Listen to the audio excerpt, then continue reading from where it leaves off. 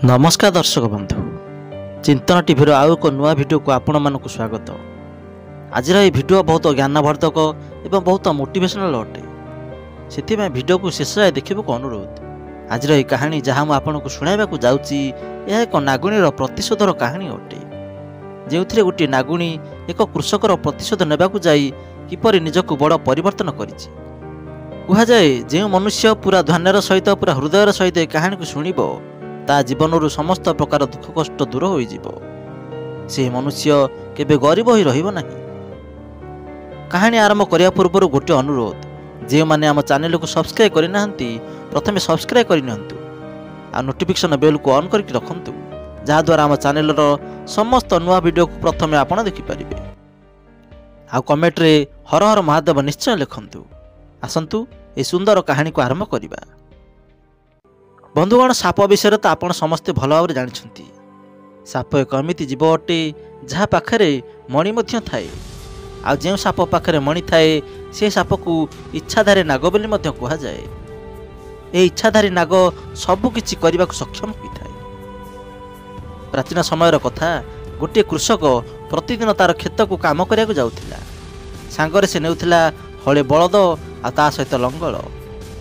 गोटे दिन से तार जमी हल करुला संपूर्ण जमी हल कर सारिबा परे केवल सही जमीर गोटे कोण बाकी रही जाता जो स्थान को से बलद हल पहुँची पार नथिला। तेणु से कृषक गोटे कोदाल साहाय्य जमीर से कोण को खोलिबा को लागिला। एहिपरि भाबरे से गोटे पर गोटे कोण खोलिबा को लागिला। जेतेबेले जमीर चतुर्थ कोण खोलिबा को गला सेठारे देखिला जे गोटे हुंकाटे होईची। तेणु से कोदाल साहाय्य से हुंका को हाणिबा को लागिला। हुंकाटी छोट थिबारु अति सहजरे खंड खंड होईगला। आ हुंकाटी भांगिबा परे सेथिर गोटे साप खंड खंड होईकी बाहरिला। सापटी खंड खंड होईथवार देखि कृषकटी बहुत मन दुख कला। मने मने भाबिला आहा आज मो द्वारा बहुत बड़ अपराध होईगला। से बहुत पश्चाताप कला। या परे जेतेबेले से साप खंड को बाहर कला एवं से भितर को भलरे देखिला से देखिला जे से भंका हुंका भितरे गोटे सापर छुआटे मध्य अछि। साप छुआ को देखि से कृषकर मन आहुरी अधिक दुख होईगला। भाबिला ए छुआ बोधे से सापर होई थाई पारे किंतु ए साप तो मरीगला। एबे छोट साप छुआर कौन हेबो? किए याको पालन पोषण करिबो? किए याको खाइबाकू देबो? एमिति भाबी से कृषक गोटे प्रतिज्ञा कला जे छुआर पितार मृत्यु मोरी पाई होईची। सेतिपाई मु ए प्रतिज्ञा नेउची जे साप छुआ को मोर पुत्र भली लालन पालन करी। यह भावी से कृषक साप छुआ को धरी तार घर को नहीं आसिला। घर को आनी तार स्त्री को कहला प्रिय ये हूँ गोटे साप छुआ आउ यार पिता मो हाथ में मृत्युवरण करिछि। सेतिपाई मोर भूलर प्रायश्चित करने यही साप छुआ को मो घर को नहीं आसीछि। यार लालन पालन आमे आमर पुत्र भली करिबा। दर्शक बंधु से कृषकर मध्य गोटे छोट पुत्र थिला। कृषकर यह कथा को तार स्त्री मध्य मानि लेला। कृषकर पत्नी बहुत सादासीधा स्वभाव थिले। तेणु स्वामी कथा शुणी से कहले स्वामी तबे ठीक अच्छी आमर तो गोटे पुत्र अच्छी आ साप छुआ को मध्य आमे आमर द्वितीय पुत्र भली लालन पालन करिबा आमर पुत्र भली रखिबा। जो समय कृषक हाथ में नाग मरी से समय केवल नाग आ तार छुआ ही से हुंका मध्य थिले किंतु नागुणी से हुंका मध्य नथिला। जेतेबेले कृषक साप छुआ को धरी तार घर को आसीथिला तार किछि समय पर नागुणी से हुंका मध्य को आसीथिला। नागुणी देखिला जे तांकर घर तथा हुंका भांगी गुंड हो जाइछि आ तार पति तथा नाग शरीर खंड खंड हो जाइछि। ए सबु देखि नागुणी खूब जोर रे कांदिबाकू लागिला। दुखरे विलाप करियाकू लागिला। चित्कार करिबाकू लागिला। किंतु कांदिले कौन हेबो? मन दुखरे से हुंका मध्य पशिला आ तार छुआ को मध्य खोजिबाकू लागिला किंतु तार छुआ को से पाइला नहीं। छुआ को न पाई नागुणी आहुरी दुखी होईगला आ मने मने क्रोधरे जळिबाकू लागिला। काहेकि ना एबे नागुणीर पूरा परिवार उजोड़ी जाइथिला। एक रे तो तार पति मरी जाइथिला एवं द्वितीय रे तार पुत्रर कोनोसी पता मिल नथिला। नागुणी भाबिला जी मोर पति को मारिची से मध्य मोर पुत्र को मारी देइची। यह कही नागुणी खूब जोर रे कांदिबाकू लागिला किंतु एपरी कांदिबा द्वारा ना तार पति आउ फेरी आसीबो ना तार छुआ आउ फेरी आसीबो। एहीपरि भाବରେ कांदी कांदी नागुणी शेषରେ ଏକ ପ୍ରତିଜ୍ଞା କଲା, ଯିଏ ମୋର ପତି ଆଉ ପୁତ୍ରକୁ ହତ୍ୟା କରିଛି ମୁଁ ତାର ସମ୍ପୂର୍ଣ୍ଣ ବଂଶକୁ ବିନାଶ କରିଦେବି। ସେହି ପରିବାରର କାହାକୁ ହେଲେ ମୁଁ ବଞ୍ଚିବାକୁ ଦେବି ନାହିଁ। ଏହାପରେ ନାଗୁଣୀ ତାର ପତି ଏବଂ ପୁତ୍ରର ହତ୍ୟାକାରୀକୁ ଖୋଜିବାକୁ ଲାଗିଲା। ଏହାପରେ ସେ ତା ପରଦିନ ସେ କୃଷକ ତାର ଜମିକୁ ଗଲା ଏବଂ ବାକି ଥିବା କାମକୁ କରିବାକୁ ଲାଗିଲା। ସେ ଯେଉଁଠାରେ ତା କାମକୁ ଛାଡ଼ିଥିଲା ସେଇଠାରୁ ପୁଣି ଆରମ୍ଭ କଲା। ଯେଉଁଠାରେ ହୁଙ୍କା ଥିଲା ଏବଂ ଯେଉଁଠାରେ ସେ ସାପ ମରିଥିଲା ସେହି ସ୍ଥାନକୁ ସେ କୋଦାଳ ସାହାଯ୍ୟରେ ପୁନଶ୍ଚ ହାଣି ସଫା କରିବାକୁ ଲାଗିଲା। କିଛି ଦୂରରେ ନାଗର ଶବ ପାଖରେ ବୁଲୁଥିବା ନାଗୁଣୀ ତାର ପତିର ହତ୍ୟାକାରୀ ଖୋଜୁଥିବା ବେଳେ ସେ ଏହି କୃଷକକୁ ଦେଖିଲା। ସେହି ହୁଙ୍କା ସ୍ଥାନକୁ ଭାଙ୍ଗି ସେଠାରେ କୋଡ଼ୁଥିବା ଦେଖି ନାଗୁଣୀ ବୁଝି ସାରିଥିଲା ଯେ ନିଶ୍ଚିତ ଭାବରେ ଏହି ଲୋକ ହିଁ ମୋର ପତି ଆଉ ପୁତ୍ରର ହତ୍ୟାକାରୀ ଅଟେ। ତେଣୁ ନାଗୁଣୀ ସେହି କୃଷକକୁ ଭଲ ଭାବରେ ଦେଖି ତାକୁ ଚିହ୍ନିଲା। ଏହାପରେ ନାଗୁଣୀ ତାର ପ୍ରତିଜ୍ଞା ପୂରା କରିବାକୁ ପ୍ରସ୍ତୁତ ହୋଇଗଲା। ତେଣୁ ନାଗୁଣୀ ଭାବିଲା, ପ୍ରଥମେ ଏହି କୃଷକର ଘରର ଠିକଣା ମୁଁ ଖୋଜିବି। ଏହାପରେ ଜାଣିବି ଯେ ଏହାର ଘରେ କେତେଜଣ ଲୋକ ବାସ କରୁଛନ୍ତି। ଏହାପରେ ଗୋଟି ଗୋଟି କରି ସମସ୍ତଙ୍କୁ ଚୋଟ ମାରିବା ଆରମ୍ଭ କରିଦେବି। ସମସ୍ତଙ୍କୁ ନେଇ ମୃତ୍ୟୁର ଦୁଆରେ ହାଜର କରାଇଦେବି। ଏସବୁ ବିଚାର କରି ନାଗୁଣୀ ତାର ଗୋଟିଏ ରଣନୀତି ପ୍ରସ୍ତୁତ କଲା।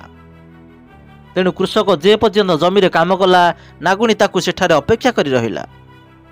ଯେତେବେଳେ ବେଳ ବୁଡ଼ିବା କ୍ଷଣି କୃଷକ କାମ ସାରି ତାର ଘରକୁ ଫେରିଲା, ନାଗୁଣୀ ମଧ୍ୟ ସେ କୃଷକର ପଛେ ପଛେ ଲୁଚି ଲୁଚି ଆସି ତାର ଘର ପାଖରେ ହାଜର ହୋଇଗଲା। କୃଷକ ଘର ଭିତରକୁ ପଶିଗଲା ପରେ କୃଷକର ପତ୍ନୀ ଘରର କବାଟ ବନ୍ଦ କରିଦେଲା ଆଉ ନାଗୁଣୀ ସେହି ଘରର ବାହାରେ ଅପେକ୍ଷା କରି ରହିଲା। ସେ ଘର ଭିତରକୁ ଯିବା ପାଇଁ ରାସ୍ତା ଖୋଜିବାକୁ ଲାଗିଲା। ତେଣୁ ଶେଷରେ ଏକ ଅଳିଆ ଗଦା ମଧ୍ୟରେ ସେ ଲୁଚି ରହିଲା। ସେ ଅପେକ୍ଷା କଲା ଯେ ସେ ଘରୁ ଯିଏ ବି ବାହାରିବ ସାଙ୍ଗେ ସାଙ୍ଗେ ମୁଁ ଘର ଭିତରେ ପ୍ରବେଶ କରିବି। କିଛି ସମୟ ଅପେକ୍ଷା କଲା ପରେ କୃଷକର ସ୍ତ୍ରୀ ଘରର କବାଟ ଖୋଲିଲା ଆଉ କୌଣସି କାମରେ ବାହାରକୁ ଗଲା। ଏହି ସମୟରେ ନାଗୁଣୀ ସୁଯୋଗ ଦେଖି ସେହି ଘର ଭିତରେ ପ୍ରବେଶ କଲା। ଯେମିତି ନାଗୁଣୀ ସେହି ଘରେ ପ୍ରବେଶ କରିଛି ସେ ଦେଖିଲା ଯେ ଗୋଟେ ଛୋଟ ପୁତ୍ର ସେଠାରେ ଶୋଇଛି। ଏ ନିଶ୍ଚୟ ଏହି କୃଷକର ପୁତ୍ର ହୋଇଥିବ। ଏହା ଭାବି ନାଗୁଣୀ ବିଚାର କଲା ଯେ ଯାଉଛି ପ୍ରଥମେ ଏହି କୃଷକର ପୁତ୍ରକୁ ହିଁ ମୁଁ ଚୋଟ ମାରିବି, ଯାହାଦ୍ୱାରା କୃଷକକୁ ଏହା ବୁଝା ପଡ଼ିଯିବ ଯେ ପୁତ୍ର ବିୟୋଗ କ'ଣ ଅଟେ। ଏହା ଭାବି ନାଗୁଣୀ ସେହି କୃଷକର ପୁତ୍ର ଆଡ଼କୁ ଗଲା ଆଉ ତାର ପୁତ୍ରକୁ ଗୋଟିଏ ଚୋଟ ମାରିଲା ଏବଂ ଦ୍ରୁତ ଗତିରେ ସେଠାରୁ ସେ ବାହାରି ଘର ବାହାରକୁ ଚାଲିଗଲା। ଯେଉଁ ସମୟରେ ନାଗୁଣୀ ଘର ଭିତରୁ ବାହାରୁଥିଲା ସେତେବେଳେ କୃଷକର ନଜର ଏହି ନାଗୁଣୀ ଉପରେ ପଡ଼ିଲା। ନାଗୁଣୀକୁ ଦେଖି କୃଷକ ମନେ ମନେ ଭାବିଲା ଯେ ମୋ ହାତରେ ଯେଉଁ ନାଗର ମୃତ୍ୟୁ ହୋଇଥିଲା ଏ ହେଉଛି ସେହି ନାଗର ନାଗୁଣୀ। ଆଉ ଇଏ ଯଦି ମୋ ଘରକୁ ଆସିଗଲାଣି ତେବେ ନିଶ୍ଚୟ ମୋର ପୁତ୍ରର କିଛି କ୍ଷତି ଘଟାଇଥିବ। ଏହା ଭାବି କୃଷକ ତାର ପୁତ୍ରକୁ ଶୁଆଇଥିବା ଝୁଲା ଆଡ଼କୁ ଚାଲିଲା। ଏହି ସମୟରେ କୃଷକର ପତ୍ନୀ ମଧ୍ୟ ଘରକୁ ଫେରୁଥିବା ସମୟରେ ନାଗୁଣୀକୁ ଘରୁ ବାହାରୁଥିବାରୁ ସେ ମଧ୍ୟ ଦେଖିଦେଲା। କୃଷକର ପତ୍ନୀ ମଧ୍ୟ ନାଗୁଣୀକୁ ଦେଖି ଏହା ଆଶଙ୍କା କଲେ ଯେ ନାଗୁଣୀ ଆମର ପୁତ୍ରର କୌଣସି କ୍ଷତି କରିଦେଇନାହିଁ ତ।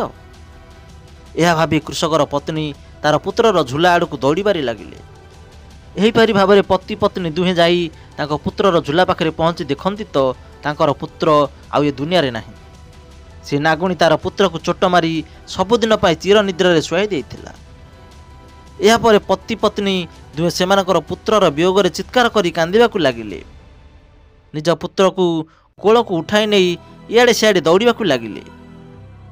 ଭାବିଲେ ଯଦି ପାଖରେ କୌଣସି ବୈଦ୍ୟ ମିଳିଯାଆନ୍ତେ ତେବେ ଆମ ପୁତ୍ର ସାଙ୍ଗେ ସାଙ୍ଗେ ବଞ୍ଚିପାରନ୍ତା। ଏମିତି ବିଚାର କରୁ କରୁ କିଛି ସମୟ ମଧ୍ୟରେ ସେ ପୁତ୍ରର ମୁହଁରୁ ବିଷ ବାହାରି ଆସିଲା। ଆଖି ଶରୀର ପୁରା ନୀଳ ପଡ଼ିଗଲା। ଶେଷରେ ସେ ପୁତ୍ରର ବଞ୍ଚିବାର ଆଶା ସମାପ୍ତ ହୋଇଗଲା। ଏହାପରେ କୃଷକ ତାର ପୁତ୍ରର ଦାହ ସଂସ୍କାର କରିଦେଲା ଆଉ ଛାତିରେ ପଥର ରଖି ଏତେ ବଡ଼ କଷ୍ଟକୁ ସହିଗଲା। ଭାବିଲା ନାଗୁଣୀ ତାର ପ୍ରତିଶୋଧ ପୂରଣ କରିନେଲା।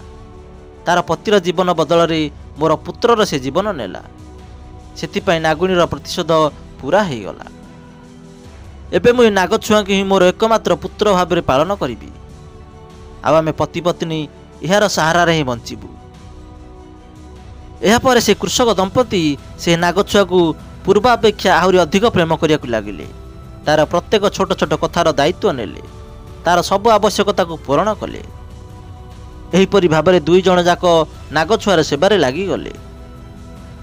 ଏହିପରି ଭାବରେ କିଛି ଦିନ ଗଲା ପରେ ନାଗୁଣୀ ପୁଣି ଥରେ କୃଷକର ଘରକୁ ଆସିଲା। ଏଥର ନାଗୁଣୀ यह भाविक आसीथिला जे एथर मो कृषक को ही चोट मारिबी जी मोर पति आ पुत्र को हत्या करिछि। यह भावी नागुणी पुणी थरे कृषकर घरे प्रवेश कला।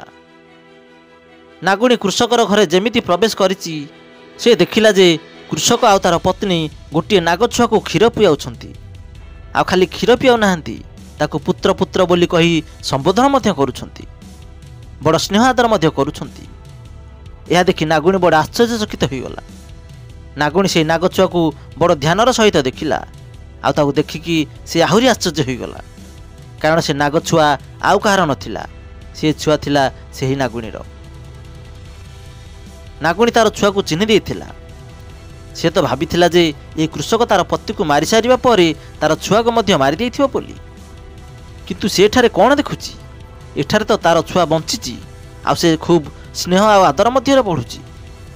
ए सबू देखी से निजको निजे भावियाकु लागिला जे मु तो ही घर को संपूर्ण भाव में विनाश करने को आसीथिली, मो पतिर प्रतिशोध नेबाकु आसीथिली, किंतु ए कृषक आ तार पत्नी बड़ दयालु अटंती, बड़ धार्मिक प्रकृतिर अटंती, जे कि मोर पुत्र को सेमानकर निज पुत्र भली प्रेम करछंती। ए सबू दृश्य देखि नागुणी कांदिबाकु लागिला, आ सेठारु फेरी गला। आ जाई तार पतिर मृत शरीर पाखरे जाई कहिबाकु लागिला, स्वामी मोर बहुत बड़ भूल हो जाइछि, होई पारे कृषक अजाणତରେ आपनକୁ मारि देई थाई पारे, किंतु मु जानि सुनि से कृषकर पुत्र को मारि देली। ए घटना रे मते बहुत पश्चाताप हेउछि। कृषक दंपति तो बहुत बड़ धार्मिक एवं दयालु प्रकृतिर अटंती, जे कि आम पुत्र को सेमानकर निज पुत्र भली प्रेम करुछंती। एहीपरि भावे नागुणी सबु कथा मने मने कही निजको निजे पश्चाताप करबाकु लागिला। एहार 2-3 दिन पर नागुणी कृषकर घर को पुणी गला। एथर से यह भाविकी गला जे वास्तव में कृषक दंपति मोर पुत्र को प्रेम करुछंती ना सेमाने कोनोसी नाटक करुछंती। तेणु से पुणी थरे जाई देखिला जे कृषक दंपति निज मध्य कथा होछंती जे आमर तो कोनोसी पुत्र नाही, आमर तो गोटे पुत्र थिला जे कि चाली गला, एबे आमर पुत्र केवल एही नाग छुआ अटे, आ एहार सहारा रे आमे आमर जीवन अतिबाहित करिबा। ए कथा सुनी नागुणी आहुरी आश्चर्य होइगला। आ ताकू एबे संपूर्ण विश्वास होइगला जे ए कृषक दंपति मोर पुत्र को सत्तरे बहुत स्नेह प्रेम करुछंती। तेणु नागुणी तार भूलर पश्चाताप करिया पय भाबिला जे मु एमानक पुत्र को हत्या करिछि, तेणु मते यार प्रायश्चित करबाकू पड़िबो। यह भाबी से शिव को मंदिर रे जाई हाजर हैला। आ शिवलिंग को परिक्रमा करी प्रभु को प्रणाम कला। कहला, प्रभु मो अजाणतिर प्रतिशोध नियारे अंध होई से कृषकर पुत्र को हत्या करिछि। एबे मु चाहूची आपण कृपा करी से कृषक दंपति को कोल रे एक पुत्रटे दियंतु प्रभु। कुआ जाए जे नाग नागुणी भोलानाथंकर परम भक्त अटंती। जदि नाग नागुणी हृदयर सहित किछि मागंती तेबे महादेव सेमानकर इच्छा को अवश्य पूर्ण करिथांती। दर्शक बंधु, नागुणीर यह प्रार्थना को भोलानाथ मध्य शुणिले।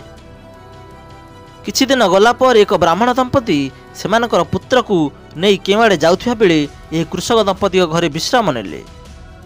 किछि समय विश्राम कला परे सेमाने जानिले जे से कृषक दंपति घरे कौनसी संतान नाहांती। तेणु सेमाने सेमानकर पुत्र को कृषक दंपति को दे कहिले जे आमे एक तीर्थयात्रा रे जाउछु, आमे फेरिबा पर्यंत आपण माने ए छुआर दायित्व नै थांतु। एतिकी कही एही दुई जण विदाय नेले। किछि दिन पर खबर आसिला जे से ब्राह्मण दंपति आउ ए दुनिया रे नाहांती। ए खबर शुणी से कृषक दंपति बहुत मन दुख कले। या पर सेमाने से पुत्रर लालना पालन मध्य कले। यार किछि दिन पर नागुणी से कृषक दंपति घर को गला एवं सेठारे यही पुत्र को देखि से बहुत खुशी हैला। से दंपति सेमानकर 2 पुत्र तथा नागपुत्र एवं ब्राह्मणकर पुत्र को समान भाव में स्नेह आदर करुथिले। नागुणी विचार कला जे वास्तव में कृषक दंपति बड़ धर्मात्मा अटंती, किंतु मो भली प्रतिशोध परायण जंतु ए दुनिया रे रही किछि लाभ नहीं। तेणु एमिति सब विचार करी नागुणी एक नारी वेश धारण कला। आउ जाई कृषक को कहला जे मु तुमको एक जिनिस देबाकू आसीछि, से जिनिस को तुम घरे सर्वदा रखिबो, केबे हेले काहाकू देब नाही। एतिकी कही नारी वेशधारी नागुणी तार नागमणि को कृषक को देदेला। नागमणि दे सारा पर नागुणी पुणी थरे निज रूप को फेरी आसिला और निज पुत्र को भले रखिया पाई निवेदन कला। यह सहित ଏହା ମଧ୍ୟ କହିଲା ଯେ ଏ ନାଗଛୁଆକୁ ଏତେ ବି ବିଶ୍ୱାସ କରିବ ନାହିଁ, କାହିଁକିନା ଆମେ ହେଉଛି ସର୍ପକୂଳ, ସର୍ବଦା ଦୁଷ୍ଟ ପ୍ରଜାତିରେ ଗଣିତ ହୋଇଥାଉ। ଯଦି ମୋ ପୁତ୍ର ଭବିଷ୍ୟତରେ କାହାର ଅନିଷ୍ଟ କରେ ତେବେ ନାଗମଣି ସାହାଯ୍ୟରେ ତୁମେ ତାଙ୍କର ରକ୍ଷା କରିବ। ଏତିକି କହି ନାଗୁଣୀ ତାର ପତିର ଶବ ପାଖକୁ ଯାଇ ତାର ପ୍ରାଣତ୍ୟାଗ କରିଦେଲା। ଏହିପରି ଭାବରେ କୃଷକର ପରିବାର ସମ୍ପୂର୍ଣ୍ଣ ହେଲା। ନାଗମଣି ପାଇ କୃଷକର ପରିବାର ସର୍ବଦା ଧନ ସମ୍ପଦରେ ଏବଂ ସୁଖରେ କାଳାତିପାତ କଲେ। ଦର୍ଶକ ବନ୍ଧୁ, କେମିତି ଲାଗିଲା ଏହି କାହାଣୀ? ଆପଣଙ୍କର ମତାମତ କମେଣ୍ଟ ମାଧ୍ୟମରେ ନିଶ୍ଚୟ ଜଣାନ୍ତୁ। ଆପଣଙ୍କର ଗୋଟିଏ ଗୋଟିଏ କମେଣ୍ଟ ଆମର ମନୋବଳ ଆହୁରି ଦୃଢ଼ କରିବ। ଭିଡ଼ିଓ ଭଲ ଲାଗିଥିଲେ ଲାଇକ୍ କରନ୍ତୁ ଏବଂ ସେୟାର କରନ୍ତୁ ଏବଂ ପ୍ରଥମ ଥର ଦେଖୁଥିଲେ ସବସ୍କ୍ରାଇବ୍ ନିଶ୍ଚୟ କରିନିଅନ୍ତୁ। ପୁଣି ଦେଖାହେବ ଆଉ ଏକ ସୁନ୍ଦର ଜ୍ଞାନଭର୍ତ୍ତକ ଭିଡ଼ିଓ ମାଧ୍ୟମରେ। ସେ ପର୍ଯ୍ୟନ୍ତ ଦେଖୁଥାନ୍ତୁ ଚିନ୍ତନ ଟିଭି। ଧନ୍ୟବାଦ।